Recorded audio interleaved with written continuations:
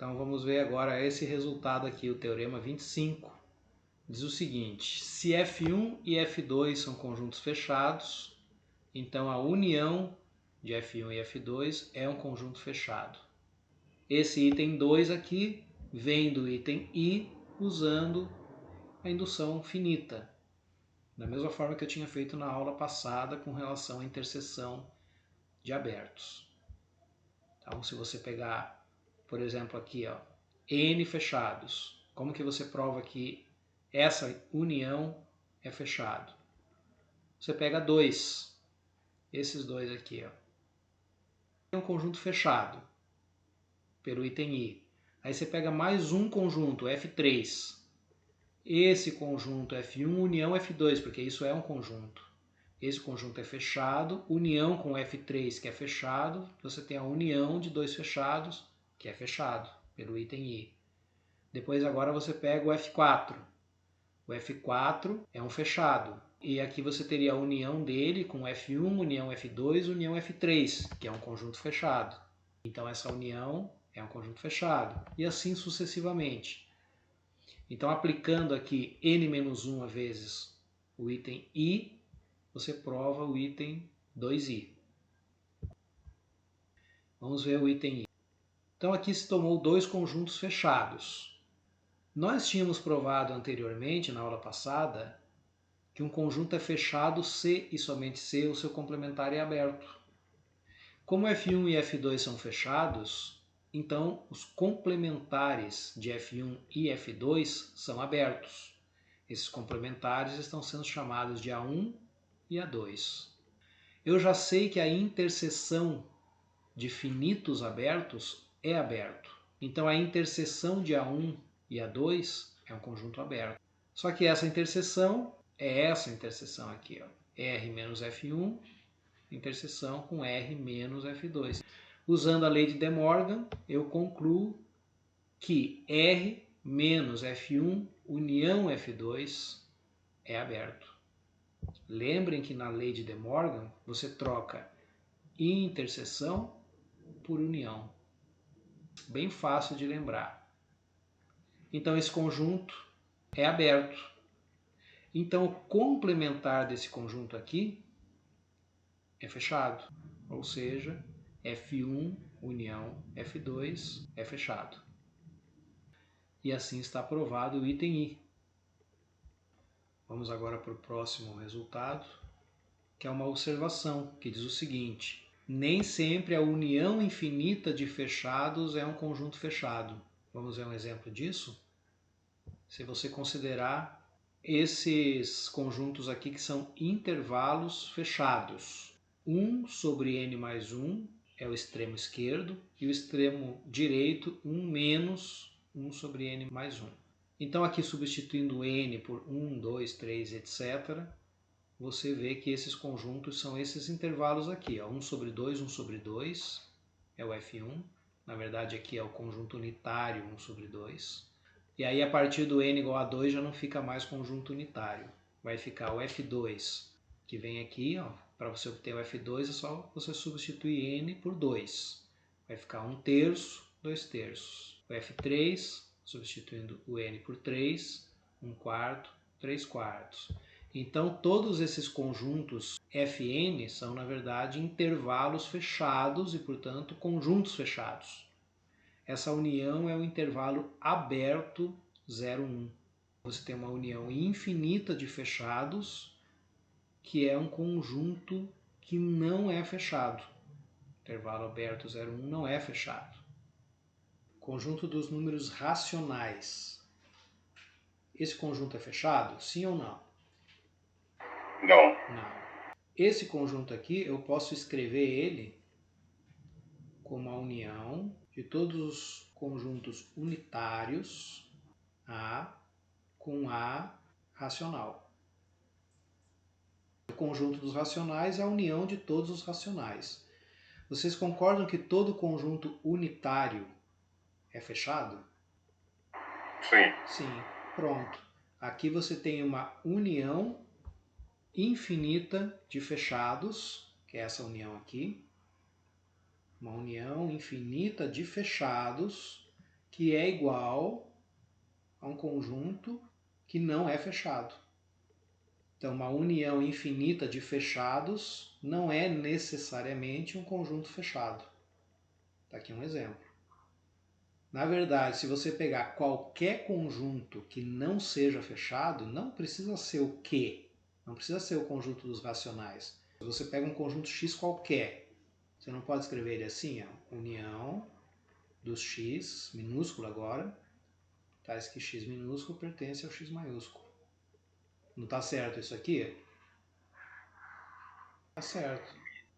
Esses conjuntos unitários aqui, ó, são sempre fechados. Sempre conjunto unitário é fechado. Vamos imaginar que esse x é um conjunto infinito, tá? Esse x maiúsculo aqui, que é um conjunto infinito. Aqui você tem uma união infinita de fechados. Se o x for um conjunto que não é fechado, você já tem aí um exemplo mostrando que a união de infinitos fechados não é um fechado. Agora, interseção arbitrária de fechados é fechado. F-alfa é fechado para todo alfa. Essa é a hipótese, tá? Aqui você tem F como uma interseção de fechados. Então, todos os F-alfa são fechados. Hipótese.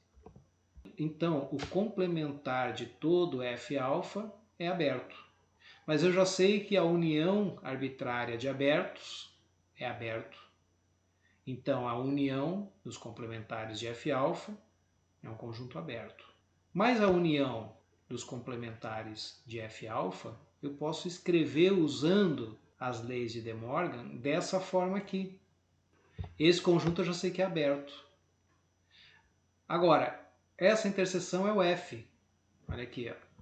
Essa interseção é o F. Então aqui eu concluí que R menos F, ou seja, o complementar do F, é aberto. Então o complementar de F é aberto.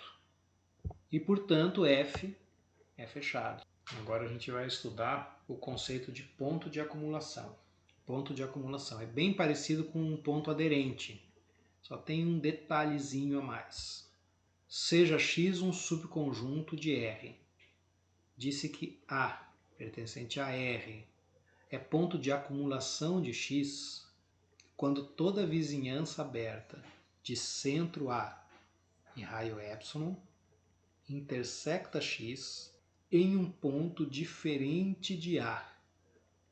Antes de a gente ver aqui na notação matemática, vamos entender o que isso está dizendo.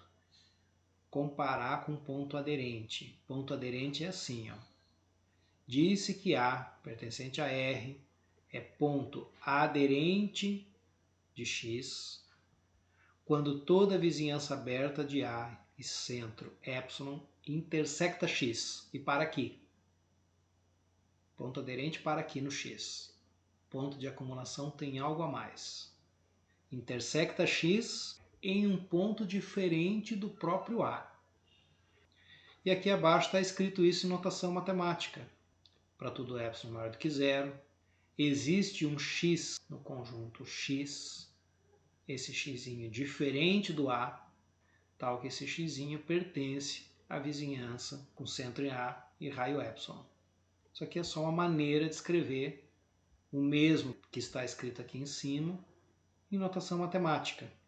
Agora, o conjunto dos pontos de acumulação de X recebe um nome, conjunto derivado de X. Ele é denotado assim dessa maneira, X'. Aqui está sendo escrito mais uma vez, de várias formas diferentes, o mesmo que está dito aqui no item A. Percebam que essa primeira linha que está aqui, ó, é exatamente essa linha aqui. Só foi repetida. É a mesma coisa. As outras duas linhas são maneiras diferentes de escrever o mesmo, ainda usando a linguagem matemática. Aqui está dizendo assim, para todo epsilon maior do que zero, a vizinhança de centro A e raio epsilon, interseção com o conjunto X menos o unitário A, é diferente do vazio. O que está dizendo essa segunda linha? Está dizendo que toda a vizinhança do A intersecta o conjunto X menos A. Repetindo, toda a vizinhança do A, por que toda? Como que eu sei que é toda? Porque aqui está todo epsilon. Epsilon é o raio da vizinhança. Esse VA epsilon é um intervalo aberto com centro A e raio epsilon. Então aqui está dizendo, todo intervalo aberto com centro em A intersecta o conjunto X menos A. Mas isso é a definição de ponto aderente do conjunto X menos A. Conclusão, o Azinho é ponto aderente do conjunto X menos A. Então veja que tem uma conexão aqui de ponto de acumulação com ponto aderente. A é ponto de acumulação de X, C e somente C é ponto aderente de X menos A. Lembrem sempre de entender bem as definições. Se não entender bem as definições, não tem como entender o resto. Vamos lá então para a prática. Encontrar os conjuntos derivados desses conjuntos que eu vou apresentar aqui. Lembrando, conjunto derivado de um conjunto X é o conjunto dos pontos de acumulação de X. Então, para encontrar o conjunto derivado de X, o que eu tenho que fazer é descobrir quais são os pontos de acumulação de X. Então, eu pergunto para vocês qual é o conjunto derivado de X1. O que eu vou ter que saber aqui para dizer quem é o conjunto derivado de X1? Eu vou ter que saber quais são os pontos de acumulação de X1. Eu vou representar isso aqui graficamente. Conjunto X1 é o conjunto formado pelos pontos 1, 2 e 3. Esse aqui em vermelho é o X1. Agora eu pergunto para vocês. Raiz quadrada de 2 é ponto de acumulação de X1? Não. O que teria que acontecer para o raiz de 2 ser ponto de acumulação de X1? Vamos olhar a definição. Toda vizinhança de raiz quadrada de 2 teria que intersectar o X1 em um ponto diferente de raiz quadrada de 2. Será que isso é verdade aqui?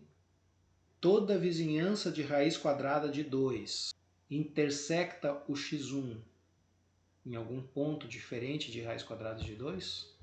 Não. Não. Por exemplo, se eu considerar essa vizinhança do raiz quadrada de 2, ela nem sequer intersecta x1. 5 é ponto de acumulação de x1? Também não. Não. Para que fosse, toda a vizinhança do 5, ou seja, todo intervalo aberto com centro no 5, teria que intersectar algum elemento do x1 diferente do próprio 5. Essa não intersecta. Então não é toda que intersecta. 5 não é ponto de acumulação.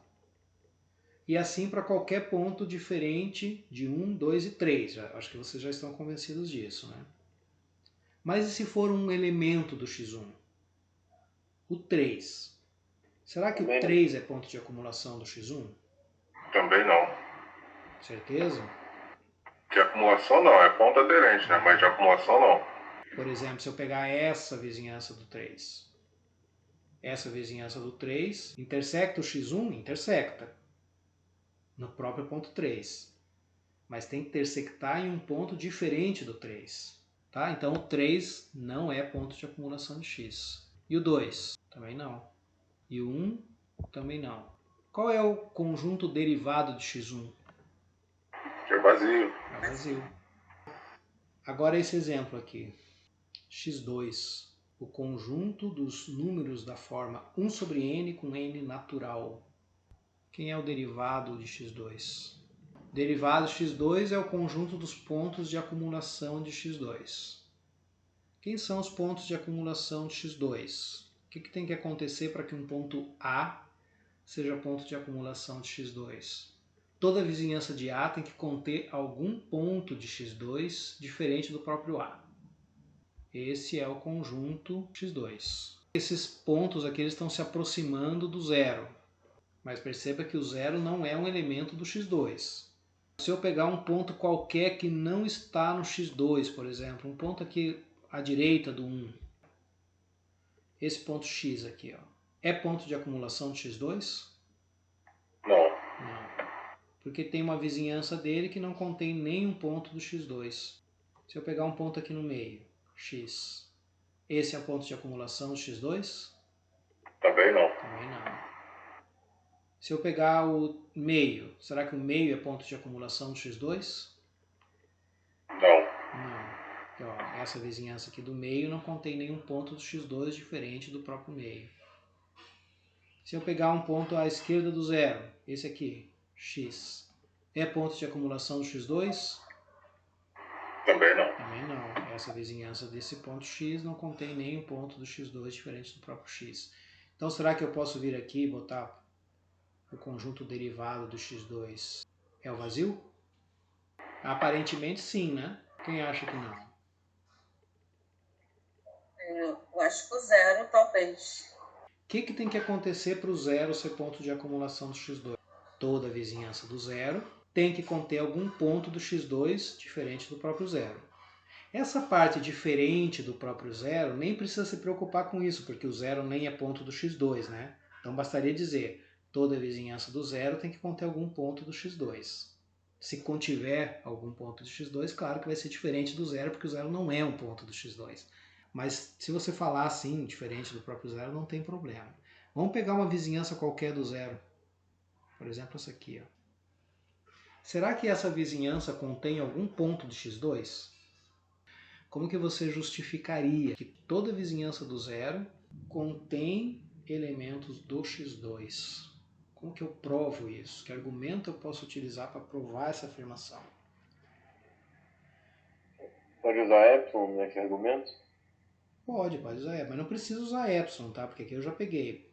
Já peguei uma vizinhança arbitrária do zero, que eu posso chamar de 0 menos epsilon, 0 mais epsilon. Tudo bem, não tem problema se você usar epsilon. Como que vocês vão me convencer que nessa vizinhança do zero tem com certeza elementos do ponto x2, do conjunto x2? Ó a dica. A sequência 1 sobre n converge para zero. Não concorda com isso? Definição de convergência. É isso aí, definição de convergência. A sequência 1 sobre n converge para zero. Isso a gente já sabe. O que isso significa? Significa o seguinte, dado qualquer intervalo aberto com centro no zero, é exatamente isso que você tem aqui em cima, um intervalo aberto com centro no zero, voltando para cá. Dado qualquer intervalo aberto com centro no zero, existe um n0 natural, tal que, se n é maior ou igual que n0, então, módulo de xn menos zero é menor que epsilon, certo? Definição de limite de sequência. Agora, o que significa módulo de xn menos zero menor que epsilon?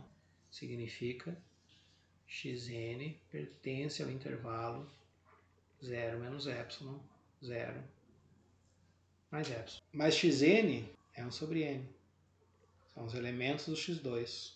Todos os elementos do x2 estão no intervalo 0 menos epsilon, 0 mais epsilon, a partir do índice n0.